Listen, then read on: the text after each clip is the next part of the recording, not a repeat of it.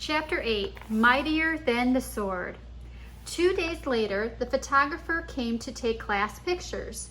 The 5th grade picture would be taken last, right after lunch. That gave Nick and his secret agents plenty of time, and they whispered something into the ear of every 5th grader. All the individual pictures had been taken, and finally it was time for the group picture.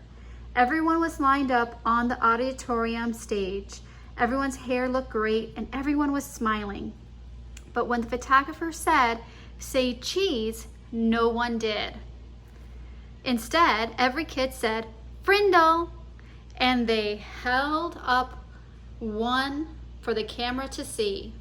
The photographer was out of film, so that shot was the only 5th grade group picture he took.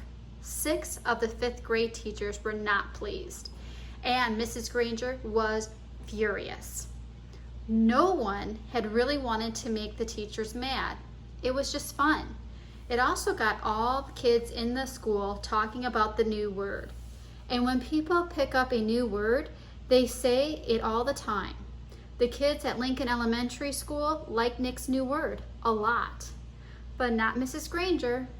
The day after the class picture, she made an announcement to each of her classes, and she posted a notice on the main bulletin board by the office. Anyone who is heard using the word Frindle instead of the word pen will stay after school and write this sentence 100 times. I am writing this punishment with a pen. Mrs. Granger. But that just made everyone want to use Nick's new word even more. Staying after school with the lone Granger became a badge of honor. There were kids in her classroom every day after school. It went on like that for a couple of weeks. One day, near the end of 7th period, Mrs. Granger asked Nick to come talk to her after school. "This is not detention, Nicholas. I just want to talk." Nick was excited. It was kind of like a conference during a war. One side waves a white flag and the generals come out and talk. General Nicholas Allen. Nick liked the sound of it. He stuck his head in Mrs. Granger's doorway after school. "You wanted to talk with me?" "Yes, Nicholas. Please come in and sit down." When he was settled, she looked at him and said, "Don't you think this Frindle business has gone far enough? It's just a disruption to the school, don't you think?" Nick swallowed hard, but he said, "I don't think there's anything wrong with it. It's just fun, and it really is a real word. It's not a bad word, just different. And besides, it's how words really change, isn't it? That's what you said." Mrs. Granger sighed. "It is how a word could be made up brand new, I suppose, but the word pen? Should it really be replaced by that other word? The word pen has a long, rich history. It comes from the Latin word for feather, pinna. It started to become our word pen because quills made from feathers were some of the first writing tools ever made. It's a word that comes from somewhere. It makes sense, Nicholas." "But Frindle makes just as much sense to me," said Nick. "And after all, didn't somebody just make up the word pinna too?" That got a spark from Mrs. Granger's eyes, but all she said was, "Then you are not going to stop this."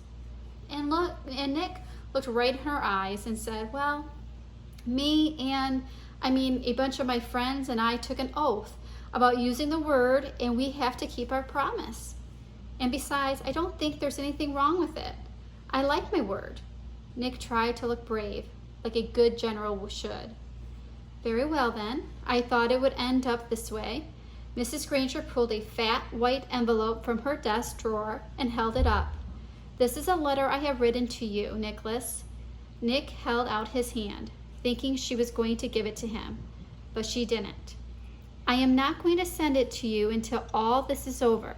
I want you to sign your name and put today's date across the back of the envelope. When you read it, whenever that may be, you will know it is the same letter and that I have not made any changes to it." "This is weird," Nick said to himself, but to Mrs. Granger he said, "Sure," and he signed his name in his best cursive and put the date under it. Then Mrs. Granger stood up abruptly and said, "Then that is all for today, Nicholas, and may the best word win." There was a frown on her face, but her eyes were different, almost happy. And Nick was halfway down the hall before it hit him. She likes this war, and she wants to win real bad. Walking to school the next day, Pete had a great idea. How about we see if we get every kid in the whole 5th grade to go up and ask Mrs. Granger, "Can I borrow a Frindle?"